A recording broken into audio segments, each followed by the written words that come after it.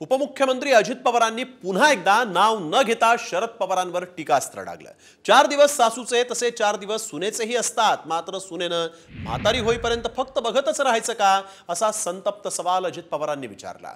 मावळमधील एका कार्यक्रमात बोलताना अजित पवारांनी ही टीका केली आहे। तर सध्या अजितदादा सासरी आहेत की माहेरी हे त्यांनी आधी ठरवावं, असा खोचक टोला संजय राऊतांनी लगावलाय। काळानुरूप तुम्ही तुमचा प्रपंच करत असताना एखादा वडील 70च्या पुढे गेल्यावर पोराच्या हातात देतो ना, म्हणतो ना, आता सुनबाई आणि पोरा तुम्ही करा, तुम्ही माझ्या डोळ्या देखत शिका। परंतु काही जण ऐकतच नाही। एवढा हट्टीपणा कशाला?